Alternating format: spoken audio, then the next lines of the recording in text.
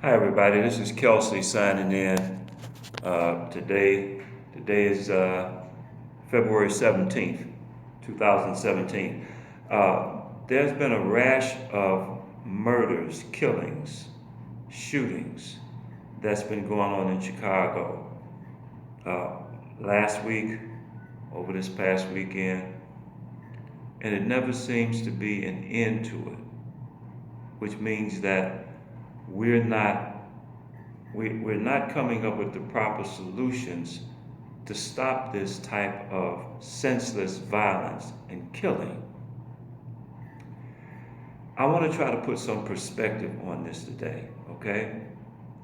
About the film that I've been telling you about, that's supposed to be actually done today. Should have been done much sooner. Through no fault of my own. Should have been done when I told you it was going to be done about a week to 2 weeks later when I first made that announcement. So between today and this weekend, we're going to have our film. And we hope to have more. The I asked or I suggested on our Endeavor website some months ago that if we wanted to convene parents and their children, especially at-risk age children and youth, if we can't get them to bring their children to a forum, the forums are to be laid out sometime later, but we can come up with meeting places, okay? That's not the issue, that's no big problem.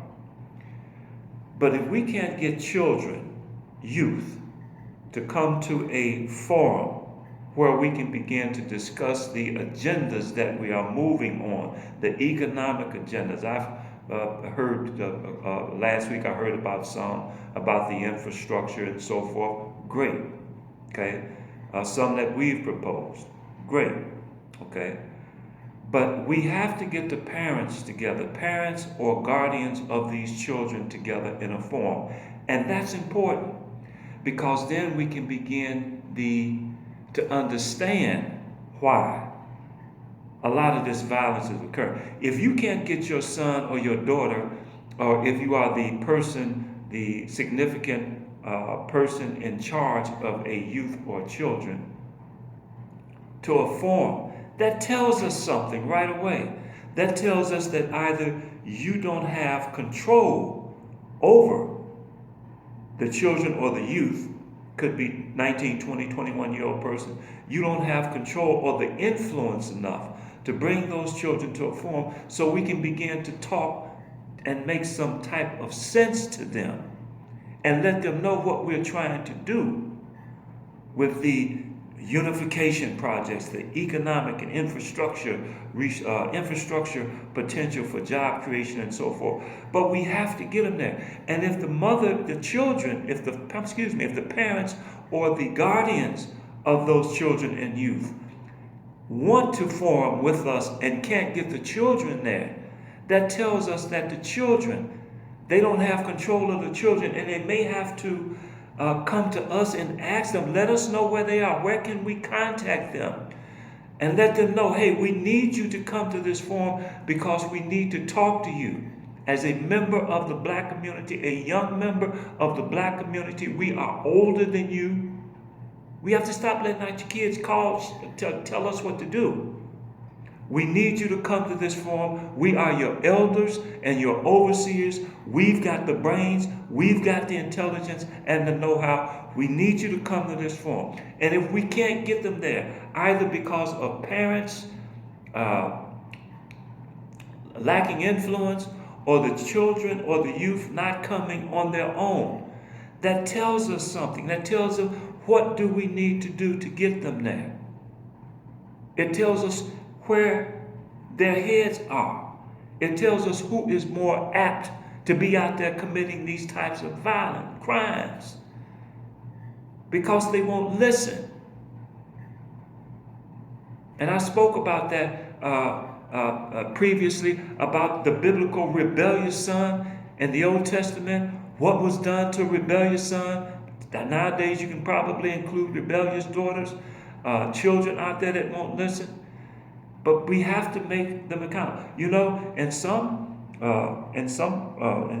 ethnic groups, uh, different racial groups, ethnic groups, there are certain age groups where young people become accountable for their acts. They're told that. They're made to understand that. So black people, we're going to have to start talking about, we're going to have to come up with an age group, not just Kelsey, but we're going to have to come up with an age group while they're young to impress upon our children, okay, the need to be accountable for your actions. It has come to that point. It has come to this crisis now, okay? Jobs, yes, we need jobs. More education, yes, we need more education. More social workers, you know, but that's a poor excuse for some kid to go out there, a youth, a person to go out there and to go out and kill and commit violence because they don't have a job or because they don't have money. That's not good enough. That's no longer good enough. I told you, I make no bones about it. I was incarcerated unjustly, as I had told you before. That's a conversation for another day. But while incarcerated, I met people in prison, many people in prison, who had jobs, who had advanced degrees. Okay? I met smart people who got in trouble.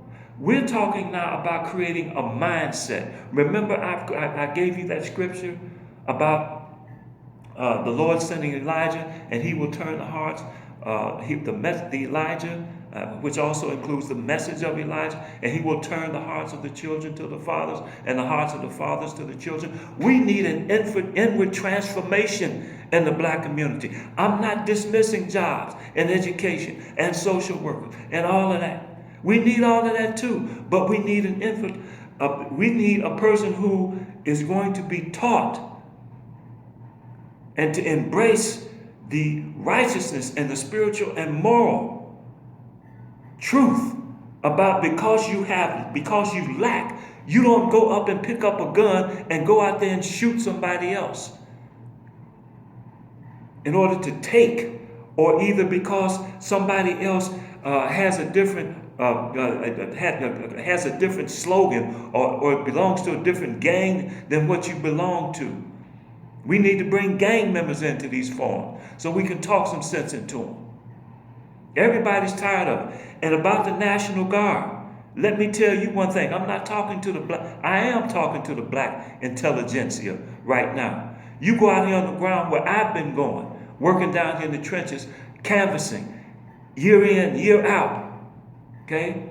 I've been advocating for people since that. I just looked at it myself. I can, on record, I can note that I've been advocating for people since 1994. So I'm not new at this. I go out and I advocate in Chicago to the various churches on the west side in Chicago and pass out information on Sunday. I've been doing that, and there's many preachers that tell you that I've been doing that. I've been fighting for the black church. I call to give a moratorium on black churches if in instances where there might be problems. We don't need our black churches closed right now. I call for that. This website, this endeavor called for a congressional hearing back in the summer of 2016 here in Chicago, when I didn't really hear any other voices calling for that.